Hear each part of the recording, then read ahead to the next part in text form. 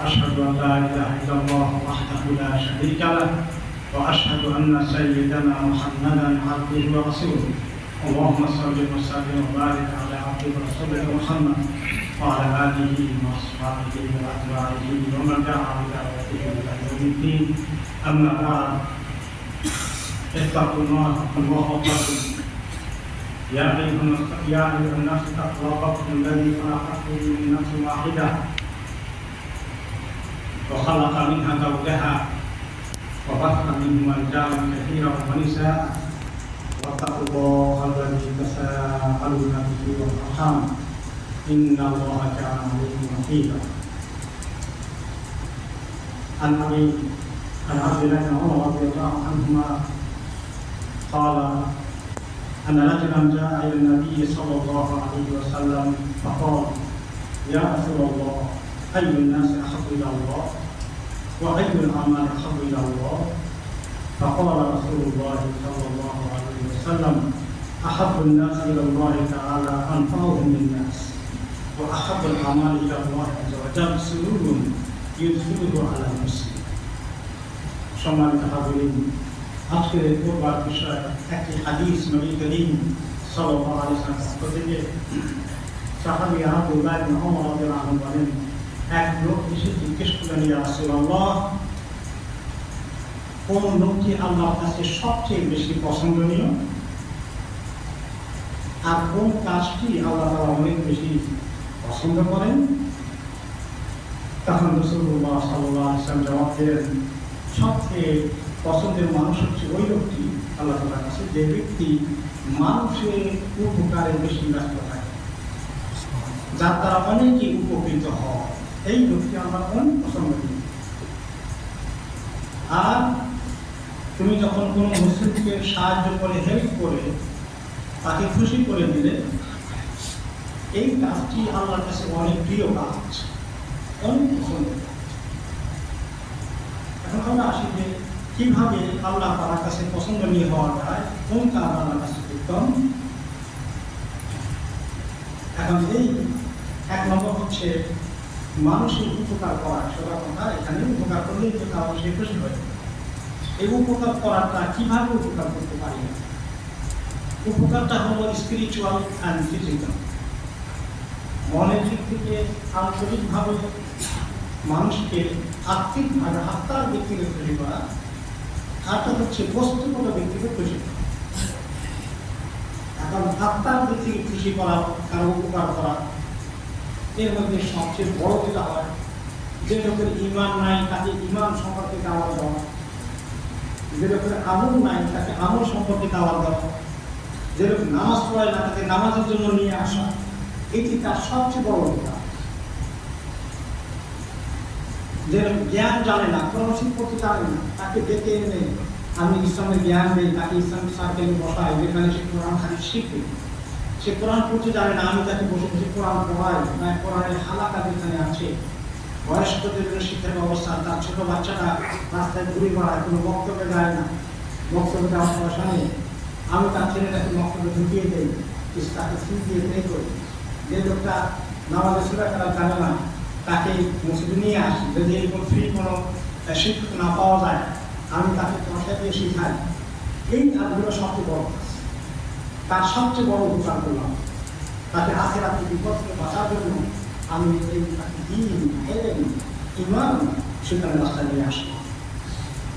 এটা একটা হলো বড় উপকার মানুষের সবচেয়ে হয়। ২ নম্বর উপকার হয় যে কোনো মানুষ আপনার কাছে পরামর্শ পেয়েছে, একটা বিশেষ কাজ করবে, তাহলে এই পর্যায়ে তাকে একটা ভালো পরামর্শ দেওয়া বুঝে শুনে। অনেকেই পরামর্শ চাইতে আসে যে আমি কোন ইউনিভার্সিটিতে পড়বো, আমি চাকরির জন্য কাছে করবো, কী করতে হবে। এই যে ছোটোখাটো পরামর্শ, একটা সুন্দর পরামর্শ চেয়েছি, অমুক জায়গায় আমার ছেলে মেয়ে বিয়ের সাথে প্রস্তাব হচ্ছে, আপনার কাছে কেমন মনে হয়, ঠিক আছে কি না, আর বাবু এখানে এই কথা শুনলে আপনি যদি মনে করেন যে ভালো প্রস্তাব, তাকে উৎসাহিত করলেন। আর যদি মনে হয় এখানে সাংঘাতিক বড় আছে, ছেলেটা প্রায়দের সঙ্গে জড়িত আছে, এখন আপনার দায়িত্ব হয়ে পড়ে তাকে সাবধান সর্বনাশ, এই ছেলেটা ব্রাকে আসে, নেশা করে। এই আল মুস্তাশার মুহতামান আর হাদিসে রাসূলুল্লাহ সাল্লাল্লাহু আলাইহি ওয়াসাল্লাম বলেছেন কেউ যদি কোনো পরামর্শ চায়, কোনো বিষয়ে আপনার সঙ্গে অ্যাডভাইস চায়, তাহলে আপনার উপর আমানতদারি চলে আসলো তাকে রাইট পরামর্শ দেওয়া। কোনো সময় এমন হয় যে আমার বিজনেসের পার্টনার অথবা আমার সঙ্গে তার সঙ্গে বিজনেসের প্রতিযোগিতা আছে, এখন সে একটা ভালো পরামর্শ বিজনেস করবে, আমার কাছে পরামর্শ চেয়েছে। এখন আমি বলি যে এই তো আমার থেকে উপরে উঠে যাবে, তাকে আমি উল্টো পরামর্শ দেব, তাহলে কি হবে? আমার তো খেয়াল করবে। তাহলে সঠিক পরামর্শ দেওয়া একজনের প্রতি এটি একটি ভালো মানে আমানতদারি। এটা আপনার এই আল্লাহ জিজ্ঞেস করবে, তোমার কাছে অমুক পরামর্শ চেয়েছিল, তুমি তাকে কেন রং অ্যাডভাইস করেছো, কেন তুমি খারাপ পরামর্শ দিয়েছ, আমার তো খেয়াল হয়। তাহলে ভালো পরামর্শ দেওয়া, বিশেষ করে তার শিক্ষিত আছে, জ্ঞানী আছেন, অনেকেই কিছু কোনো কোনো বিষয়ে আপনার কাছে পরামর্শ চাইবে, আপনার উপর বাধ্য হয়ে যায়, ফল হয়ে যায় তাকে সঠিক পরামর্শ দেওয়া। আর উল্টাটা দিলে খেয়াল আছে। কোনো কোনো সময় একটা লোকের উপকার হবে, একটা চাকরি হবে, আপনি একজনকে টেলিফোন করে দিলেন, একটা ছোটোখাটো এক জায়গায় একটা চাকরির ব্যবস্থা হয়ে গেছে, যদি সে যোগ্যতা থাকে আপনি পরামর্শ করে তাকে একটু রেকমেন্ড করতে পারেন, রেকমেন্ডেশন। এই যে এটাও একটা ভালো কাজ। এর কারোর সঙ্গে সম্পর্ক অবনতি হয়েছে দুইজনের মধ্যে, স্বামী স্ত্রী গর্ব করে গেছে, গণিগণা হচ্ছে না, তারা হয়ে যাবে, বাচ্চা কাচ্চাগুলো পিতা মাতা দিয়ে একজন থেকে বঞ্চিত হয়ে যাবে। ওই সময় আপনি গিয়ে যদি তাদেরকে সঠিক পরামর্শ দেন, বোঝান স্বামীকে, স্ত্রীকে বা বাবাকে, তাহলে এটা বিশাল একটা উপকার হবে। এটা অনেক বড় সহযোগিতা আছে। মানুষের হাজার পূরণ করা অনেক বড় সহযোগিতা করে সেটা ইনশাআল্লাহ। তো আল্লাহ তাআলা এই প্রিয় কাজগুলো করলে সে বান্দা আল্লাহর প্রিয় হয়ে যায়। এবং যে ব্যক্তি আল্লাহর প্রিয় হয়ে যায়, আল্লাহর পছন্দের মানুষ হয়ে যায়, তাকে আল্লাহ পছন্দ করে, তার শানটা কেমন হবে? তার শান অনেক বড়। এবং আল্লাহ তাআলা কোরআনে পাকে বলেছেন, সূরা মারইয়ামের 6 নম্বর আয়াতে, বা'দা আউযু বিল্লাহি মিনাশ শাইতানির রাজীম, ইন্নাল লাযীনা আমানু ওয়া আমিলুস সালিহাত সায়াজআলু লাহুমুর রাহমানু উদ্দা। যারা ভালো করে ঈমান এনেছে, নেক আমলে রত থেকেছে, তাদের জন্য আল্লাহ তাআলা তার ভালোবাসা বরাদ্দ করে দেবেন। আর আল্লাহ তাআলা যদি কাউকে ভালোবাসেন, কোন আদম সন্তানকে, কোন মানুষকে, পুরুষ বা কোন তার স্ত্রী হোক, আল্লাহ যদি তাকে পছন্দ করে ফেলেন, তাকে ভালোবাসেন, তার যে কি শান হবে সে ব্যাপারে এক হাদিস এসেছে। রাসূলুল্লাহ সাল্লাল্লাহু আলাইহি ওয়াসাল্লাম বলেছেন, ইন্নাল্লাহ তাআলা ইযা আহাব্বা আবদান নাদা জিবরাইল। আল্লাহ তাআলা কোন বান্দাকে যদি মহব্বত করেন, তার আমল থেকে, তার আখলাক থেকে, তার পরোপকার থেকে দেখে, মানুষের জন্য সেই পথ খেদমত করে, এগুলো দেখে যদি আল্লাহ পছন্দ করেন, সেই পছন্দটা আল্লাহ নিজের ভিতরে ধরে রাখেন না, খুশিটাকে আল্লাহ প্রকাশ করে দেন। আপনি ভালো কিছু অর্জন করে ফার্স্ট হয়েছে, সেটা সারা দুনিয়া লাইফ ফাটাই বলতে চান যে আমি ঠিক করেছি, ফার্স্ট হয়েছি ক্লাসে, আমি এটা অর্জন করেছি, আমার আমেরিকা ভিসা হয়ে গেছে, এই খবরটা সারা দুনিয়া দিতে চান, তাই না? এরকম কিছু হয়ে গেলে পর খুশি হয়ে যায়, নিজের ভিতরে ধরে রাখতে পারে না, ঠিক না? তো আল্লাহ তাআলা যখন আমাদের কারোর প্রতি খুশি হয়ে যান, তিনি সেটাকে নিজের ভিতরে ধরে রাখেন না, তিনি সেটাকে প্রচার করেন, ছড়িয়ে দেন। কিভাবে? তিনি স্বয়ং জিবরাইল আলাইহিস সালামকে ডাকেন, ইয়া জিবরাইল ইন্নী উহিব্বু ফুলানা ফাহিব্বা। তুমি জানো আমি আল্লাহর ওই বান্দাকে, আমার ওই বান্দাকে, আমার ওই বান্দিকে আমি মহব্বত করি, তুমিও তাকে মহব্বত করো। সুবহানাল্লাহ। জিবরাইল আলাইহিস সালাম তাকে মহব্বত করা শুরু করে দেন। তিনি নিজের ভিতরে সীমাবদ্ধ রাখেন না। আপনার এত খুশ বান্দা, এত খুশ নসিব, তার খবর জিবরাইল নিজের ভিতরে ধরে রাখতে পারেন না। আল্লাহর খুশিতে তিনি এত খুশি ওই বান্দার প্রতি, তিনি অন্যান্য ফেরেশতাকে ডেকে বলেন, আকাশে যত রকমের ফেরেশতা আছে সবাইকে ডাকে, ফায়ুনাদি জিবরিল আলাইহিস সালাম ইন্নাল্লাহা ইউহিব্বু ফুলানান ফাহিব্বুহু। শুনছো তোমরা ফেরেশতারা, শোনো, জিবরিল আলাইহিস সালাম ফেরেশতাদের সবচেয়ে বড় সর্দার এবং সবার উপরে ওনার শান। তিনি সবাইকে ডেকে বলেন, শুনছো অমুককে আল্লাহ তাআলা ভালোবাসেন, সেই ব্যক্তি আল্লাহ মহব্বত পাত্র হয়ে গেছে, তোমরা সবাই তাকে মহব্বত করো। ফায়ুহিব্বুহু আহলুস সামা। আকাশের সমস্ত বাসিন্দারা আছে ফেরেশতাকুল, তারা সবাই ওকে মহব্বত করা শুরু করেন। অতঃপর আল্লাহ তাআলা তার জন্য জমিনও তার মাকবুলিয়ত কবুলিয়ত আল্লাহ তাআলা গ্রহণ করে দেন। জমিনের মানুষের কাছেও তিনি অত্যন্ত প্রিয় হয়ে যান। সেটা আমার বাস্তে আমি জানি কোনো কোনো সময় আমাদের ইয়াং ছেলে মেয়েরা গায়ক গায়িকা নায়ক নায়িকাকে ফুটবলারদেরকে ক্রিকেটারদের খুব মহব্বত করে।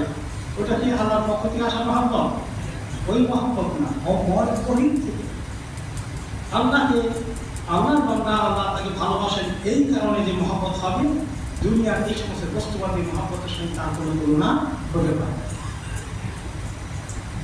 এখন কিভাবে আল্লাহর মহব্বতের পাত্র হয়, যে কোন কোন কাজগুলো করলে আল্লাহ তারা আমাদের খুশি হবেন, সেটা হচ্ছে সুরুরুল ইদখিল আলা মুসলিম, মানুষ মুসলমান আল্লাহর বান্দাকে একটু খুশি করতে পারা, এইটা আল্লাহর কাছে খুব বড় মহব্বতের কাজ।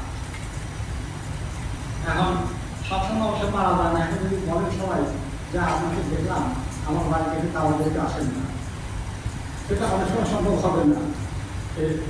একটা প্র্যাকটিক্যাল কথা বলা পাচ্ছি, কিন্তু যদি পারা যায় তো অনেক বড় কাজ। আপনি আপনার নিজের আত্মীয় স্বজন, ভাই বোন, প্রতিবেশী, অনেকদিনের বন্ধু ছিল, একদিন হঠাৎ করে তাকে দেখতে গেলেন, তিনি খুশি হবেন না? অনেক খুশি হবেন। একজনকে একটু হাতিয়ে দিলে ছোট, খুশি হয়ে গেল। তিনি মুসিবতে আছেন, বড় কষ্টে আছেন, তার কষ্টটা দূর করলে এটা এমন কাজ যে আল্লাহ তাআলা অনেক খুশি হয়ে গেল। আমি এই ব্যাপারে অনেকগুলো হাদিস এসেছে। রাসূলুল্লাহ সাল্লাল্লাহু আলাইহি ওয়াসাল্লাম বলেছেন, মান নাফাসা আন মুসলিম কুরবাতান মিন কুরাবিদ দুনিয়া নাফাসাল্লাহু আনহু কুরবাতান মিন কুরাবি ইয়াউমিল কিয়ামাহ। যে ব্যক্তি কোনো মুসলিমের দুনিয়ার কোনো কষ্ট দূর করতে এগিয়ে আসে, তার কষ্টকে ইজি করে দেয়, আল্লাহ তাআলা তার জন্য কিয়ামতের দিনের কঠিন কষ্টগুলোকে আল্লাহ তাআলা ইজি করে দেবে। আরো হাদিসের লম্বা কথা বলা হয়েছে, আনতাকদিয়া আন মুসলিমিন দাইনান, তুমি যদি ঋণগ্রস্ত মুসলমানকে একটু ঋণ মুক্ত করতে সাহায্য করতে পারো, এটা আল্লাহ তাআলার কাছে তুমি আল্লাহর পছন্দের পাত্র হয়ে যাবে। একবার সাহাবীদের জামানায়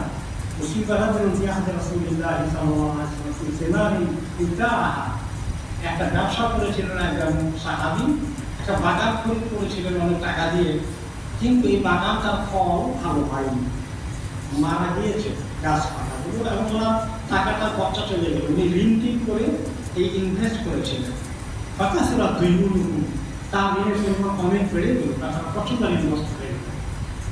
তিনি নবী করিম সাল্লাল্লাহু আলাইহি ওয়াসাল্লাম জানতে পেরে তিনি সাহাবীকে বললেন, তাসাদ্দাকু আলাইহি, তোমরা সবাই তাকে একটু দান করো, টাকা ঋণটা শোধ করো, ঋণগ্রস্ত হয়ে গেছে।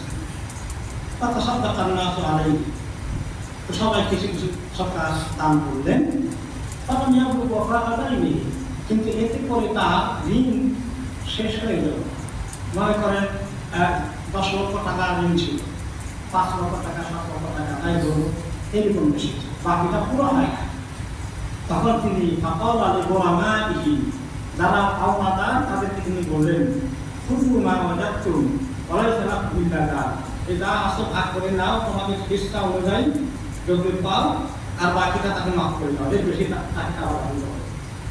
এটা বিশাল একটা প্রিন্সিপাল পাওয়া যাবে, একটা নীতি পাওয়া যাবে, যে খরচদার খরচ না করতে পারলে সেই মানুষের সাহায্য নিতে পারবে, টাকা দিতে পারবে, সব কাজ নিতে পারবে।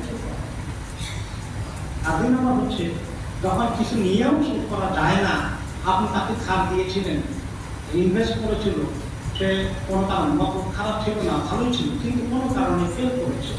এখন আপনি বলি তুমি ফেল করার পাশ কর, তাতে আমার কিছু আসে না, আমার টাকা চাই, 1 পয়সা কম দিন।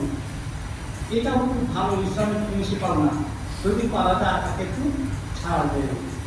আমি তোমাকে 1 লক্ষ টাকা দিয়েছিলাম, তুমি তো লস করে ফেলেছ, আচ্ছা ঠিক আছে, 80,000 টাকা, 20,000 টাকা ছেড়ে দেবেন, 50,000 টাকা, বাকি 50,000 টাকা ছেড়ে দেবেন। ছেড়ে দেওয়াতে আমার তো লস হয়ে গেল, কিন্তু আল্লাহর কাছে কি হবে? আল্লাহ কি পরিমাণ আপনি লাভবান হবেন, সে কথা পরে হাদিস। সেটা কি হবে? কারণ রাজুল মিজানুন নাস, একজন লোকদেরকে করজ দিত অথবা ব্যবসা বাণিজ্যে বাকি দিত। ফাকানা ইয়াকুলু লিফাতা, টাকাগুলো কালেকশন করার জন্য সে আবার তার লোক পাঠাতো, আমার টাকাগুলো পাওনা আছে, কর্জ নিয়েছিল অথবা বাকি খরচ করেছিল, টাকাগুলো কালেকশন করতে যান। কালেকশন করতে গেলে তখন বলে দিতেন, ইদা আতাইতা মুআসিরান ফাতাতাওয়াল আনহু, যদি দেখো যে কেউ দিতে কষ্ট হচ্ছে তুমি তাকে চাপ দিও না, সময় বাড়িয়ে দাও। আর যদি দেখো যে কোনো রকমই দিতে পারবে না, একেবারে অবস্থা কাহিল, তাহলে মাফ করে দিও, ওটা আমার আগে না করে দিলে আপনি যাওয়া লাগবে। লাআল্লাল্লাহ আন ইয়াতাওয়ালা আন্না, তো এই কথা বলে দিয়ে বলতো তার কর্মচারীকে, আমি তো এইভাবে ছেড়ে দেবো বা তুমি যে ছেড়ে দেবা দিতে পারে না, আশা করা যায় তাকে ছেড়ে দিলে আল্লাহ তাআলা আমাকে আখিরাতে ছেড়ে দিবেন।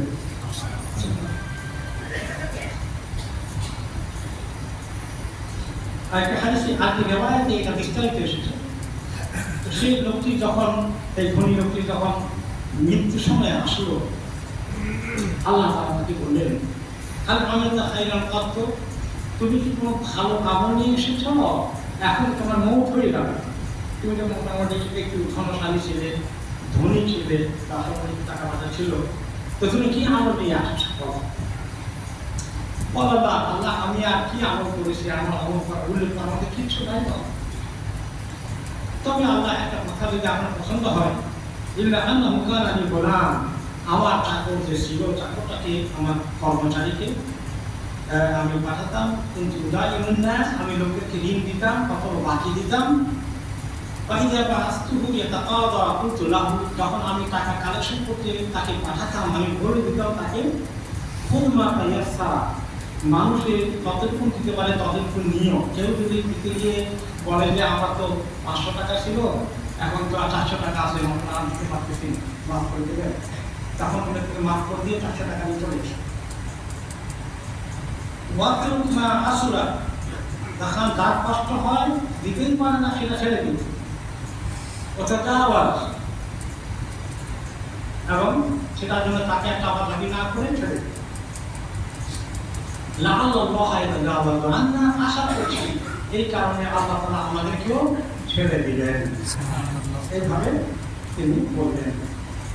এই কথা আল্লাহ তাআলা কথা হচ্ছে তার মৃত্যুর সময়, সাকারাতের সময় আল্লাহ তাকে বললেন কি আমল নিয়ে আসছো? সে বলে তাহলে এই আমলটা আমার কি পছন্দ হয়েছে, আল্লাহ আমি এই কাজটা করে আসছি। আল্লাহ তাআলা তাজাওয়াজতু আনকা, বাবা আমার কথা আমি তোমাকে মাফ করে দিই, আমি তোমাকে পাকড়াও করবো না, তুমি ছেড়ে দিও ঢাকা থেকে, আমি তোমাকে ছেড়ে দেবো, আটকাবো না, তোমার হিসাব সহজ করে দেবো। তাহলে মানুষকে মাফ করে দেওয়া, এগুলোর জন্য কত দরবার, কত লোক কাছে কত কিছু হয়ে যায়। যদিও কিছু লোক আমাদের মধ্যে আছে যারা মানুষকে সুযোগ মতো চান্স পেয়ে গেলে মানুষ টাকা সঞ্চার বন্দী করে, সেটা একটা জিনিস। কিন্তু জেনুইন ভাবে যখন কোনো মানুষ আসলে থেকে যায়, আটকে যায়, তাদের প্রতি এই লেনদেনে একটুখানি ছাড় দেওয়া, যদি কষ্ট হয়ে যায় এটাকে কনসিডার করা আল্লাহর কাছে অনেক পছন্দের আমল। যে আল্লাহ তাআলা আপনি আমার কাছে হিসাব দেব, আমাদের কি অবস্থা আছে, কোন কনফিডেন্স নিয়ে আমরা আমার কাছে যাবো। যদি আল্লাহ তাআলা আমাকে ছেড়ে দেওয়ার কারণে আমাদেরকে মাফ করে দেন, তাহলে সেটা তো অনেক বড় এক কামিয়াবি হবে। তিনি আমাদের একটু লস হয়ে গেল, কিন্তু আস্তে আস্তে আমি অনেক বড় কামিয়াবি অর্জন করব। এই জন্য মানুষকে, বিশেষ করে যারা কষ্টে আসে, অবুদ্ধ আসে, মানুষের প্রতি দয়া দেখানো এটা বিরাট ভালো। হাদিসে একটা হাদিসে এসেছে রাসূলুল্লাহ সাল্লাল্লাহু আলাইহি ওয়াসাল্লাম ওই বড় হাদিসে বলেছেন, আনতাকুতা মুসলিমিন জুআন, আল্লাহর কাছে অন্যতম আরেকটি কষ্টের আমল হচ্ছে অবুদ্ধ মানুষকে খাবার দেওয়া, ক্ষুধার্ত মানুষকে খাবার দেওয়া। তারা খাবার অভাবে অনেক কষ্ট করতে আসে, তাদেরকে দান করা, তারা খাবার দেওয়া খুব বড় আমল। একটা হাদিস রাসূলুল্লাহ সাল্লাল্লাহু আলাইহি ওয়াসাল্লাম বলেন, আইয়ুহান নাস আফশু সালাম ওয়া আতিমুত তাআম ওয়াসসাবরু ওয়াসিলুল আরহাম ওয়াসসাবরু ওয়ান নাস নিয়াম তাদখুলুল জান্নাতা বিসালাম। কয়েকটি মৌলিক আমল করা এই বান্দারা, দেখা সাক্ষাৎ হলে সালাম দিবে, আফশু সালাম, সালামের প্রচলন করো। সালাম শুধুমাত্র বস সালাম দিবেন আর কর্মচারী সালাম দিবেন তা না, যিনি আগে আসেন তিনি সালাম দিবেন। বস যদি অফিসে ঢুকার পরে আমাদের সমাজে সব কর্মচারী তাকে সালাম দিবেন, কিন্তু যিনি বাইরে থেকে আসলেন তিনি কি করবেন? সালাম দেবেন। বাকিরা বলবে ওয়ালাইকুম সালাম। এইরকম যদি হয়, লোকেরা বলবে তোমার চাকরি কাজেই নয়, কিসের আমি তোমাকে সালাম দেবো, কিন্তু আমাকে সালাম দেওয়া। ইসলাম কোনটা শিখিয়েছে? সুবহানাল্লাহ। রাসূলুল্লাহ সাল্লাল্লাহু আলাইহি ওয়াসাল্লাম বাচ্চাদেরকে সালাম দিয়েছে। বাচ্চা আনাস রাদিয়াল্লাহু আনহু বলে যে আমরা চাচাকে আমার কাছে দেখে আমরা সালাম দেওয়ার আগে তিনি আমাদেরকে সালাম দেন। সুবহানাল্লাহ। আফসুস সালাম ওয়া আত'ইমুত তাআম, আর মানুষকে খাওয়া মেহমান আসলে মেহমানদের পর এই মধ্যে সওয়াব আছে, মেহমানদারি করলে সওয়াব আছে। আমরা তো একটা কাজই সিমেন্ট করি, সৌজন্যতা মিল করি, কিন্তু এটা কি বড় ইবাদত। আর যারা অভুক্ত, ফকির, মিসকিন, গরিব, অসহায়, তাদেরকে খাওয়া দেওয়া, ওয়াসিলুল আরহাম, আত্মীয় স্বজনের সঙ্গে সুসম্পর্ক বজায় রাখা, এগুলো অনেক ভালো কাজ। ওয়াসাল্লাল্লাহু নাস নিয়াম, মানুষ যখন ঘুমিয়ে থাকে রাতের বেলায় তাহাদের পাওয়ার সুযোগ নিলে এগুলো যদি করো তার পুরো জান্নাতে সালাম, তাহলে তুমি একদম নিরাপত্তার সাথে জান্নাতে চলে যাবে। একটা হাদিসে রাসূলুল্লাহ সাল্লাল্লাহু আলাইহি ওয়াসাল্লাম মানুষের প্রয়োজনে সাহায্য করা কি বিরাট জিনিস। তিনি বললেন একদিন, ওয়ান আমশিয়া মা আখি মুসলিম ফি হাজাতিহি আহাব্বু ইলাইয়া মিন আন আহতাকা বিহাদাল মসজিদ শাহরান। স্বয়ং রাসূলুল্লাহ সাল্লাল্লাহু আলাইহি ওয়াসাল্লাম বলেন, আমি যদি কোনো মানুষের বিপদ আপদে গ্রস্ত হয়ে আছে, তার কাজে সাহায্য করে তাকে উপকার করতে পারি, বিপদ থেকে উদ্ধার করতে পারি, সেই কাজটা আমার কাছে আমার এই মসজিদের নববীতে 1 মাস ব্যাপী এতেকার তুলনায় ওইটা সওয়াব বেশি আল্লাহর কাছে। সুবহানাল্লাহ। একজন বিপদগ্রস্ত লোককে সাহায্য করতে, উদ্ধার করতে এগিয়ে যাওয়া 1 মাস ব্যাপী মসজিদের নববীতে এতেকার করা চেয়ে বেশি সওয়াবের কাজ আল্লাহর কাছে, পছন্দের কাজ। তা আমরা অনেকেই চিন্তাই করতে পারি না, এই একটা অসহায় লোককে অসুখে কাতরাচ্ছে, পয়সা নাই চিকিৎসা করা, আল্লাহ আমাকে তৌফিক দিয়ে দিতে পারে, এই বিরাট কাজ নেই। এইভাবে করে তার ছেলে মেয়ে কষ্টের খাবার দাবার খেতে পারছে না, ক্ষুধার্ত আছে, আর তার ঘরে চালকে পানি পড়ছে, আমরা এইভাবে ওই বিপদে এগিয়ে আসি। এগুলো আমাদের কত বড় আমল যে হবে, কি আমাদের দিন আমাদের আমরা পাবো, সেগুলো আল্লাহ তাআলা আমাদেরকে দেবেন। আর এগুলো আল্লাহ পছন্দ পাত্র বানাবে। আমরা হাসান বাসরি রাহমাতুল্লাহ আলাইহি অনেক বড় ইমাম, তাওহীদের মধ্যে শ্রেষ্ঠতম ইমাম। তিনি ওনার কাছে খবর আসলো যে কোনো এক এলাকায় একটু বিপদগ্রস্ত আছে, কারো ঘর বাড়ি থেকে এসে করে দিতে হবে, অসুবিধা, কয়েকজন লোক গিয়ে এগুলো ঠিক করে দিতে হবে। তো কয়েকজন বললেন অমুক জায়গায় একটা অসুবিধা আছে, কয়েকজন গিয়ে তাদেরকে হেল্প করা, তাকে উপকার করতে যাও। আর যাওয়ার সময় সাহাবেত আল বুনানি, যিনি ওনার ছাত্রের মতো বড় আলেম, তাকে নিয়ে যাবে। সে শহর গিয়ে তোমরা কয়েকজন ওই ব্যাটাকে একটু সাহায্য করে আসে। তোমরা আসলেন সাহাবেত আল বুনানির কাছে নেওয়ার জন্য। উনি বললেন যে সরি, আমি তো এখন এই থেকে আমি ঢুকছি, ওনাকে বলেন যে আমি চাইতে পারতেছি না, আমি এই থেকে আছি। তারা যা বললেন হাসান, ওনারা আবার হাসান মাসের কাছে আসলেন, গিয়েছিলাম, উনি এই কথা বললেন। فقال أقول له يا أعمش أما تعلم مشرك في قضاء حوائج المسلمين خير لك من حجة بعد حجة। হাসান বাসরি বললেন সাহাবেত আল বুনানিকে বলো যে তোমার এই এতিকাফ বাদ দিয়ে ওই ব্যক্তিগুলোর হাজত পূরণ করা, বিপদগ্রস্ত হয়ে গেছে, বিপদ থেকে তাকে উদ্ধার করতে এগিয়ে যাওয়ার কাজটা তোমার এতিকাফ শুধু নয়, হজের পরে হজ করে যে সওয়াব পাওয়া, তার চেয়ে অনেক বেশি সওয়াব আল্লাহর কাছে তোমার রয়েছে। তাহলে আমরা কিভাবে আল্লাহ তাআলার কাছে পাবো কোন জিনিসে, সেটা তো আমাদের নবী সাল্লাল্লাহু আলাইহি ওয়াসাল্লাম আমাকে ব্যাখ্যা করে দিয়েছেন। আমি যদি শুধুমাত্র ইবাদত করে জান্নাতে যাবো, কিন্তু মানুষ আমার আশেপাশে দুঃখে কষ্ট খবর বহন করে কষ্টে আছে, তাদের দিকে না তাকাই, তাহলে আমরা বিরাট সহজ সুযোগকে মিস করে দেবো, আল্লাহ তাআলার প্রিয় পাত্র হতে পারবো না। এই জন্য আর হাদিসে নবী করিম সাল্লাল্লাহু আলাইহি ওয়াসাল্লাম বললেন, ওমান নাশরা আখি বিহাজাতিন হাত্তা ইয়াতাহাইয়া লাহু সাকাতাল্লাহু কদমাহু ইয়াওমা তাফিরুল আকদাম। যে ব্যক্তি কোনো মানুষের কষ্ট দূর করার জন্য সময় দিতে গিয়ে বেশ সময় চলে গেল, কাজটা করেই ছাড়ছে। মনে করেন একজন চাকরি চলে যাচ্ছে, আপনি জ্ঞান দেওয়া করে কোনো রকমের তার চাকরিটা যদি রাখিয়ে দিতে পারেন, বুঝে শুনে, তাহলে এই কাজটা তার কমপ্লিট হয়ে গেল। অথবা তার চিকিৎসার ব্যবস্থা ছিল না, তাকে চিকিৎসা করাইয়ে কমপ্লিট করে দিলেন। এইরকম কমপ্লিট করলে তাহলে আল্লাহ তাআলা ওই লোকটার পাগুলোকে কিয়ামত দিন মজবুত করে দিবেন, যেদিন কিয়ামত দিন পাগুলো কাঁপতে থাকবে।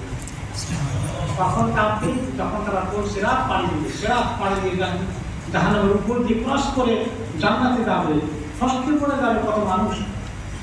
সেদিন সে ফসকে পড়বে না, তার পাগুলো সিরাতের উপরে মজবুত হয়ে টিকে থেকে আল্লাহ তাকে জান্নাতে নিয়ে যাবেন। আমরা সবাই চিন্তা করি যে কিভাবে আল্লাহ তাআলা আমাদের দিকে দিয়ে আল্লাহ ইবাদতের পাশাপাশি মানুষের উপকারে আল্লাহ আমাদেরকে কাজে লাগান। এ ব্যাপারে শেষ হাদিসটি হচ্ছে ইন্না লিল্লাহি তাআলা আকওয়ামান ইয়াখতাসুহুম বিনিআমি লিমানাফিল ইবাদ। আল্লাহ তাআলা কিছু বান্দা আছে পৃথিবীতে, তাদেরকে আল্লাহ অনেক নিয়ামত দেন, অনেক কিছু দেন। টাকা পয়সা আছে, অথবা প্রভাব প্রতিবেশী আছে, রাজনৈতিক ক্ষমতা আছে, বড় অফিসার আছে, মন্ত্রী মিনিস্টার হয়েছেন, যে কোনোভাবে মানুষের উপভোগ করার জায়গায় আল্লাহ তাকে বসিয়েছেন। যখন সে মানুষের উপকারে এই ধন, এই পজিশন, এই সম্মান, এই পদ, এগুলোকে মানুষের উপকারে ব্যবহার করে, তখন আল্লাহ তাআলা তার কাছে এগুলো আরো রাখবেন, এগুলো তার থেকে ছিনিয়ে নেবেন না।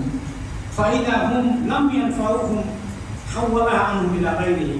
আর সে যদি মানুষের উপকার করতে আর রাজি না হয়, সে শুধু নিজের মৌজ করে, নিজের ফুর্তিতে, নিজের টাকা পয়সা, নিজের বাড়ি গাড়ি, এগুলোই তার মাথায় চিন্তা।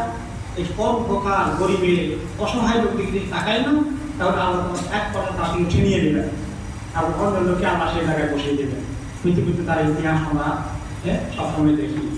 আল্লাহ রাব্বুল আলামিন আমাদেরকে এই বিষয়টা বোঝার তৌফিক দান করুন যে আল্লাহ তাআলা ইবাদতের পাশাপাশি তার হক, তার ইবাদতের পাশাপাশি মাখলুকের যে হক আল্লাহ আমাদেরকে দিয়েছেন, মানবতার প্রতি যে মানবতা দেখানো, দয়া, অসহায় লোকের প্রতি হাত সাহায্য, হাত প্রসারিত করা, ঋণ গ্রস্তকে ঋণ শোধ করতে সাহায্য করা, অথবা কিছু মাফ করে দেওয়া, এগুলো যে কত বড় কল্যাণের কারণ হবে, এগুলো আমাদের বুঝে আমল করার তৌফিক দান করুন।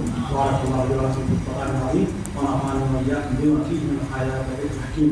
ওয়া আকুলু কওলি হাযা ওয়া আস্তাগফিরুল্লাহ লি ওয়া লাকুম ওয়া লিসাইরিল মুসলিমিনা মিন কুল্লি যামবিন ফাস্তাগফিরুহু ওয়া তুবু ইলাইহি ইন্নাহু হুয়াল গফুরুর রাহিম।